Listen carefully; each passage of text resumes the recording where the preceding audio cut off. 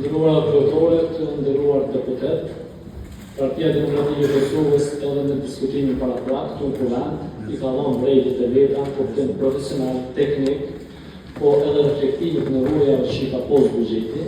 Ne kemi prit që brenda dy leximeve ka me posë reflektim edhe ka me posë ndryshime pozitive që me reflektuar me avancu në aspekt profesional buxheti, për të isoj deputetët e Partisë Demokratike të Kosovës me shumë përgjithësi, me shumë profesionalizëm, duke potur parasysh nevojat e qytetarëve përmes amandamenteve, gjithsej 32 i kanë propozuar në Komisionin për Buxhet. Në Komisionin për Buxhet nuk është që kanë gjetur vonë, kanë mbështetje amandamentet që i kanë trajtuar temat dhe çështjet që janë etike, shumë nevojshme, shumë të rëndësishme edhe për institucionet edhe për shtetin.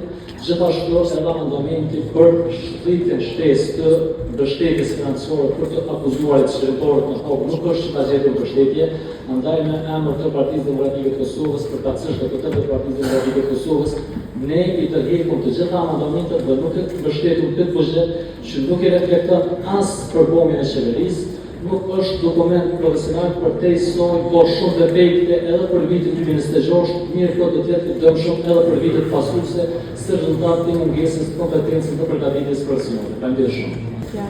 Faleminderit kryetore, të nderuar kolegë deputet.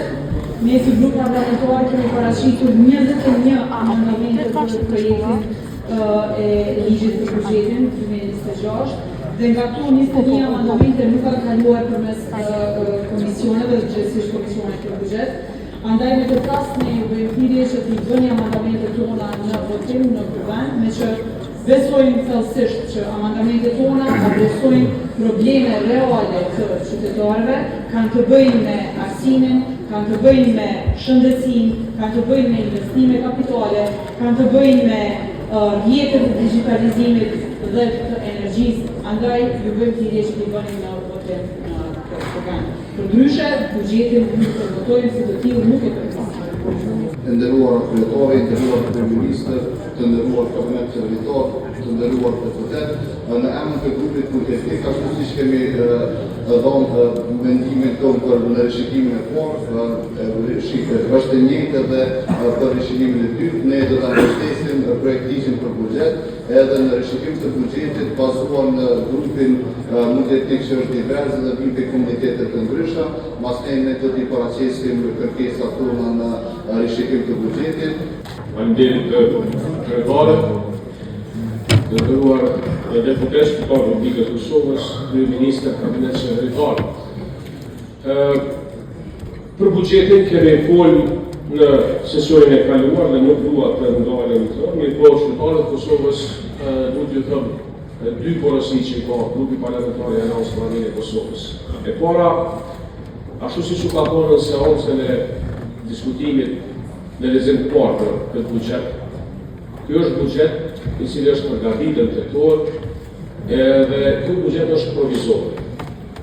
Kështu është thënë prej kryeministrit, kështu është thënë prej ministrit të financave dhe zotimi i qeverisë është se pas 2 muajve apo pak muaj do të ndodhë një rishikim i madh i rëndësishëm për këtë buxhet.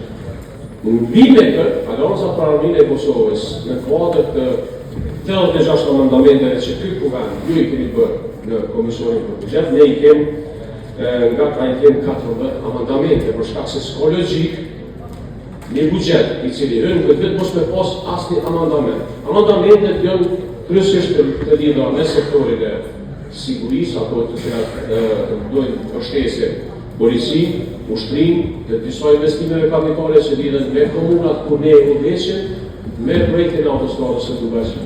Ne do të presim që do të jetë reagimi i qeverisë respektivisht juaj, i shumicës për amendamente.